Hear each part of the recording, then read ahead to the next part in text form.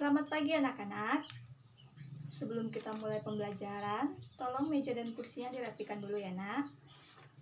Sekalian sampah-sampah yang di bawah itu tolong diambil supaya kelas kita nyaman, bersih. Jadi kita belajarnya juga enak. Oke? Terima kasih. Nah, sebelumnya tolong salah seorang dari kalian pimpin doa. Ya nak, kamu silakan. Amin. Terima kasih. Nah, sebelum kita masuk pembelajaran, Ibu akan absen kalian satu persatu. Yang Ibu panggil namanya tolong angkat tangan ya nak. Ibu akan bacakan namanya satu persatu. Dengarkan baik-baik ya. Lady, ya, Citra, Yeski, Norika, Okta, Indah, Repita, Propita, Fatma, Siti, Eri, Lastiur, Reni, Berliani, Ezra, Mariati, Rosdelina. Oke, hadir semua ya. Bagus. Ibu harap kalian selalu hadir terus ya dalam pembelajaran. Nah, sebelum masuk pembelajaran, Ibu akan bacakan kompetensi dasar dalam pelajaran kita hari ini. Nah, kompetensi dasar kita mengevaluasi pengajuan, penawaran, dan persetujuan dalam teks negosiasi baik secara lisan maupun tulisan. Nah, indikator yang akan kita pelajari, yang pertama merumuskan ciri-ciri teks negosiasi. Kedua, menjelaskan cara menyampaikan penawaran atau pengajuan. Yang ketiga, menjelaskan syarat tercapainya persetujuan. Nah, jadi dalam pembelajaran nanti Ibu harap kalian mampu menguasai apa itu ciri-ciri teks negosiasi, cara menyampaikan negosiasi, dan yang ketiga, kalian bisa tahu apa saja syarat yang harus tercapai dalam persetujuan. Nah, sampai di sini kalian paham? Ya, kita akan masuk pembelajaran kita. Nah, sebelumnya Ibu mau tanya, apakah kalian ada yang tahu apa itu negosiasi? Ya, kamu silakan. Ya, tentang tawar-menawar ya, benar. Apa ada yang ingin mencoba lagi? Ya, kamu silakan. Ya, antara penjual dan pembeli ya bisa juga. Ada lagi? Oke, tidak ada ya. Ibu akan berikan kesimpulan tentang negosiasi. Negosiasi adalah proses tawar-menawar yang dilakukan secara berunding untuk mencapai kesepakatan antara pihak satu dengan pihak yang lain. Oke, sampai di sini paham pengertian negosiasi? Oke, bagus ya. Nah, selanjutnya Ibu akan menjelaskan ciri-ciri teks negosiasi. Nah, sebelumnya Ibu mau tanya, ada yang tahu bagaimana ciri-ciri teks negosiasi? Ya, silakan kamu nak. Ya, betul ya, ada pengajuan dan penawaran. Selanjutnya ada lagi? Oke, tidak ada ya. Nah, Ibu akan bacakan ciri-ciri teks negosiasi. Kalian bisa catat di buku kalian masing-masing. Nah, ciri-ciri teks negosiasi yang pertama yaitu ada pihak-pihak yang memiliki kepentingan yang berbeda-beda. Yang kedua, ada pengajuan dan penawaran. Nah, yang ketiga, merupakan sarana untuk menyelesaikan masalah. Nah, yang keempat, menitikberatkan pada kepentingan bersama dan saling menguntungkan antara kedua belah pihak. Nah, yang kelima, merupakan media penghasil kesepakatan. Nah, itulah ciri-ciri dari teks negosiasi. Sampai di sini, apakah sudah paham? Ya, bagus. Selanjutnya, materi kita cara menyampaikan pengajuan penawaran. Ada yang tahu bagaimana cara menyampaikannya? Sebelumnya pasti kalian sudah pernah melakukan penawaran saat kalian membeli barang yang ingin kalian miliki. seperti misalnya baju, sepatu, pasti kalian ada penawaran di situ. Coba kalian berikan bagaimana cara menyampaikan pengajuan penawaran tersebut.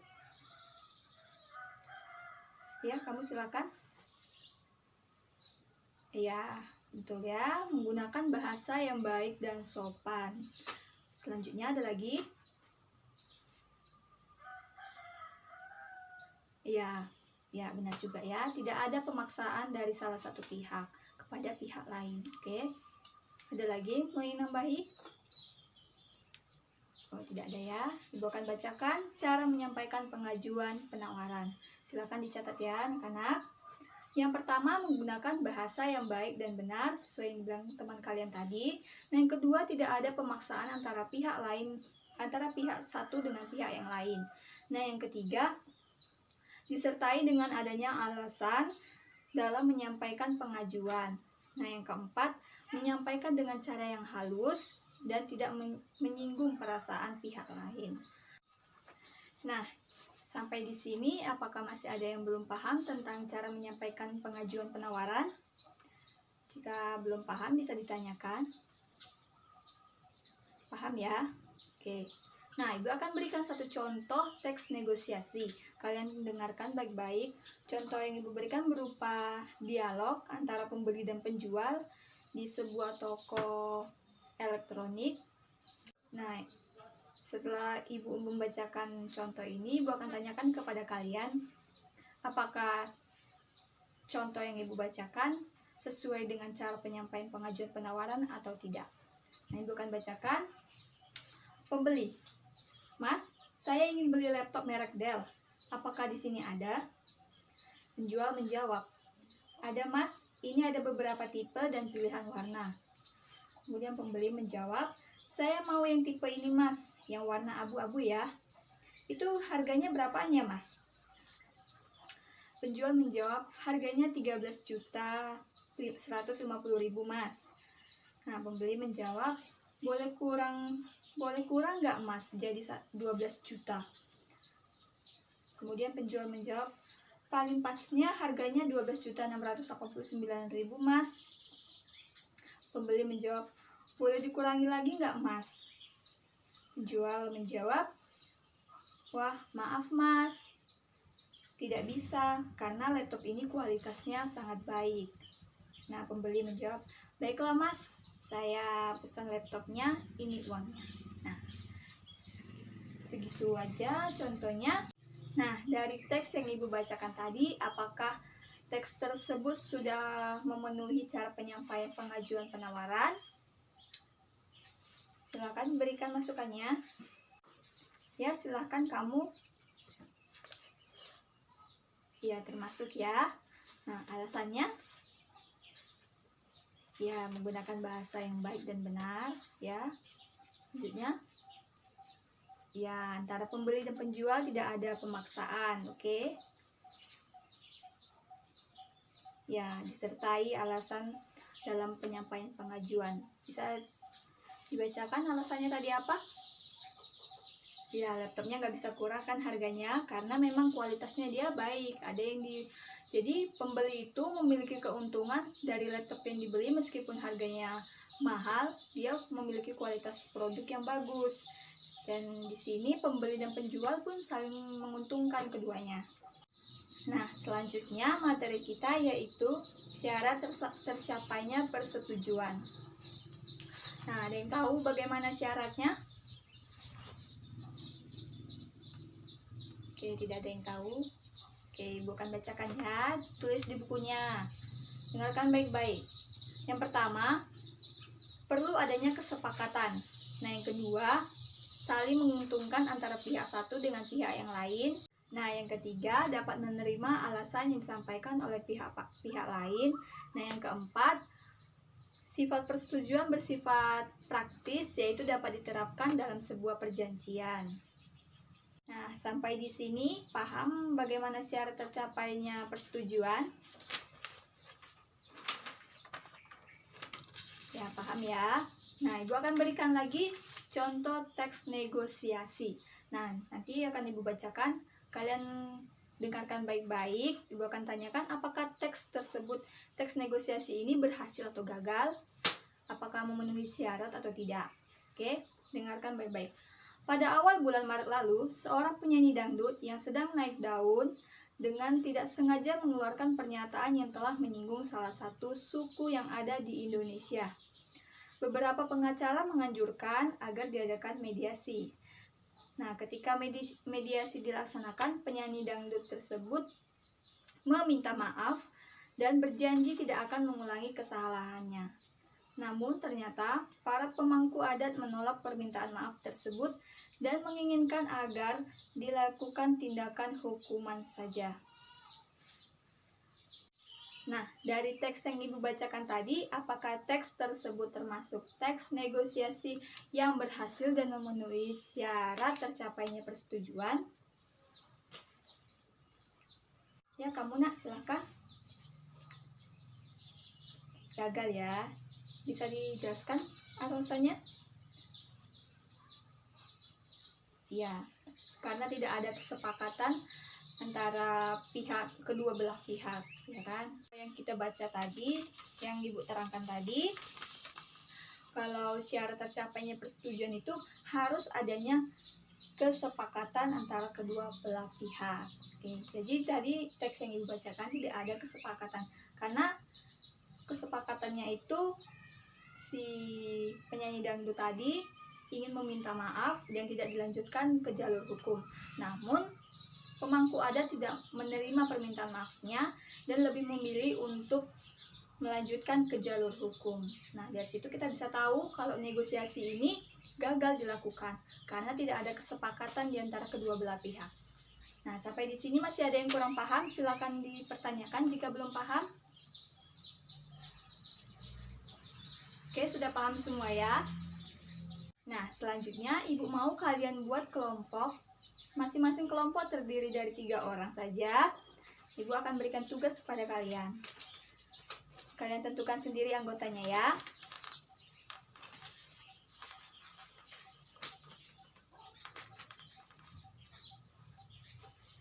Nah, sudah bisa? Ibu akan berikan tugasnya. Dengarkan baik-baik ya. Kalian buka buku kalian halaman 152. Nah, di situ ada teks negosiasi yang berjudul HP baru. Nah, kalian baca bagus-bagus. Kalian pahami, lalu kalian kerjakan soal yang Ibu akan berikan ini. Nah, setelah kalian baca teks 2 itu di halaman 152 yang berjudul HP baru, kalian kerjakan soal ini. Ibu akan bacakan, dengarkan baik-baik, bisa ditulis ya. Soal yang pertama, apa yang diajukan Rani pada ayahnya? Yang kedua, apakah ayah Rani langsung mengabulkan permintaan Rani? Jelaskan alasannya. Nah, yang ketiga, bagaimana cara Rani meyakinkan ayahnya? Nah, yang keempat, apakah permintaan Rani dikabulkan oleh ayahnya?